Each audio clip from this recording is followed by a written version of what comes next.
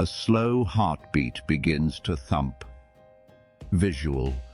A man walking alone through a crowded city, faces blur past. Sudden close-up. Someone shouts at him, an insult. Imagine this. You're walking through life, navigating your day, when suddenly out of nowhere, someone insults you. The sting is sharp, like a slap across the face.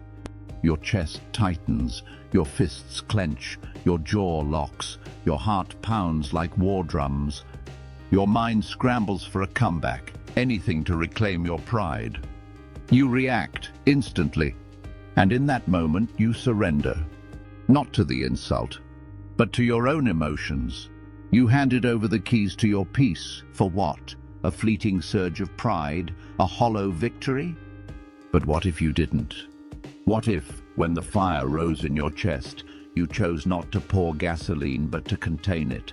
What if you could hold the line? Not with suppression, but with power, with awareness, with intention. This is the way of the Stoic. This is the ancient path to modern strength. This is the power you were born to reclaim. In a world that thrives on noise, on chaos, on outrage and constant stimulation, the greatest weapon you can wield is not violence, not dominance, but silence, discipline, stillness, your refusal to be moved by every gust of wind, your ability to remain unshaken when all around you others tremble. That is strength. 1. Understanding the storm within. Before we step into the teachings of the Stoics, we must first confront a brutal truth. Most people live as prisoners, prisoners of emotion, anger, jealousy, envy, fear, lust, insecurity. These aren't just emotions. They are chains, invisible, insidious, suffocating. They cloud judgment. They distort perception. They turn wise men into fools and peace into war.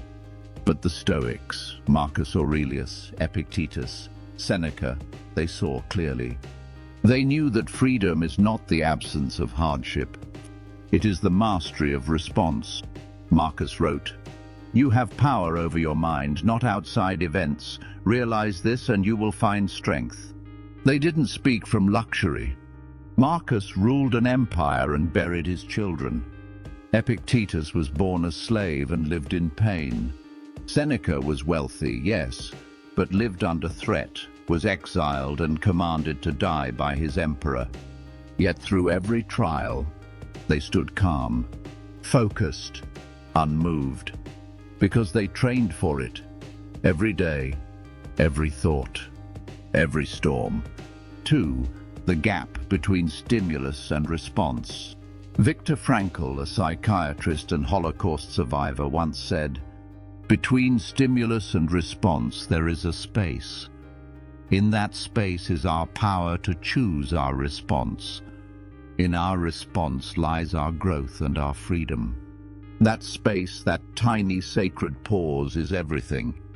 When life hits you, an insult, a betrayal, a loss, a failure, there is a moment, a flicker, a breath.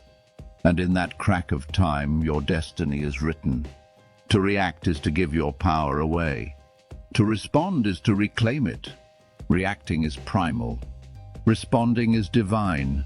Imagine a soldier under fire. If he panics, he dies. If he breathes, he lives. Life is no different. Each day we walk the battlefield of emotion, but most of us are unarmed. Preparedness is not a mindset. It is a habit. And the Stoics trained this habit like warriors train their sword hand, relentlessly. 3. Marcus Aurelius, the emperor who mastered himself. Marcus Aurelius, emperor of Rome, commander of legions, the most powerful man in the world. And yet he kept a journal, not of victories, not of glory, but of his inner war, his doubts, his weaknesses, his failures. He wrote not to the world, but to himself. If you are distressed by anything external, the pain is not due to the thing itself, but to your estimate of it. and this you have the power to revoke at any moment. Wars raged around him, betrayal festered in his court, plague took his children. Yet he responded, not with rage, not with despair, but with wisdom, with grace, with stillness. And he reminded himself constantly, "Soon you will be dead, but so too will those who insulted you, those who praised you, and those who forgot you." His humility made him unbreakable. 4. Epictetus, the slave who was freer than his masters.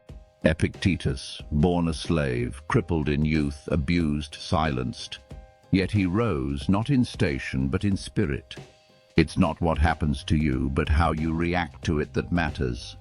He taught that our opinions, our judgments, are our tormentors, not the world, not the insult, not the misfortune, just the meaning we give it. So he trained his students. Pause, question the thought, examine it, choose the response, then act, not from emotion but from reason. And in that, he found a freedom no emperor could ever take. 5. Seneca, the philosopher of controlled fire. Seneca, one of Rome's richest men, yet he saw wealth not as pleasure but as test. He fasted, he embraced discomfort, he practiced losing it all. A wise man is content with his lot, whatever it may be, without wishing for what he has not. He feared not pain, but losing himself to it.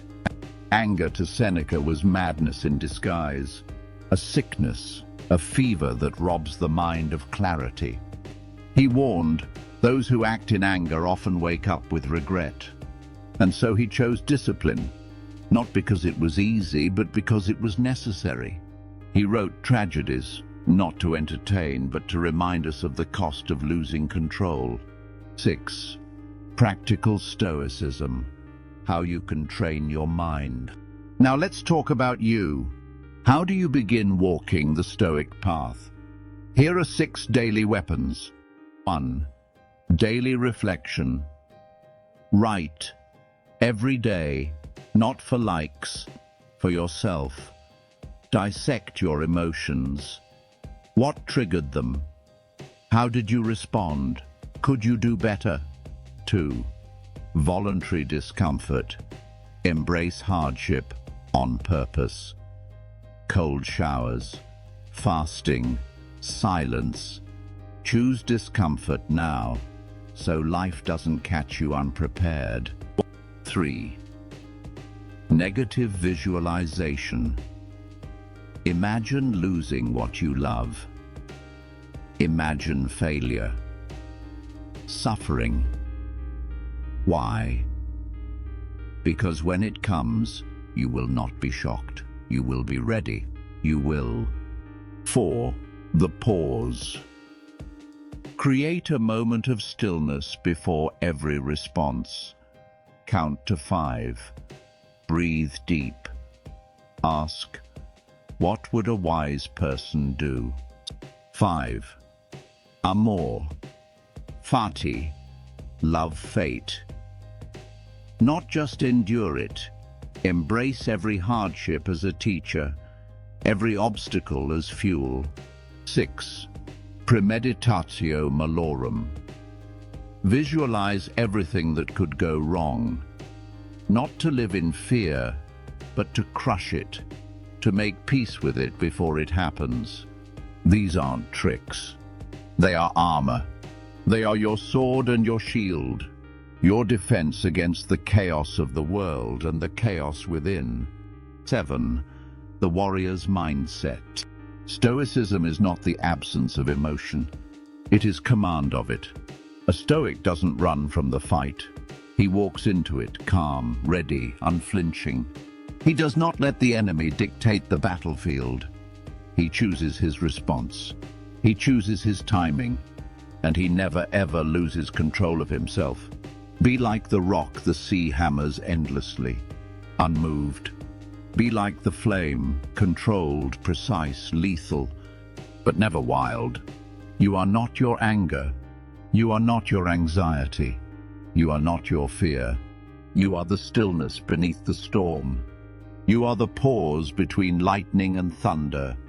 You are the master of your mind. So train it every day, without excuse, without delay, because life will strike you. But when it does, you will not flinch. You will respond, not react. White text fades in. He who angers you conquers you. Elizabeth Kenny. Don't be conquered. Be calm. Be unshaken. Be stoic.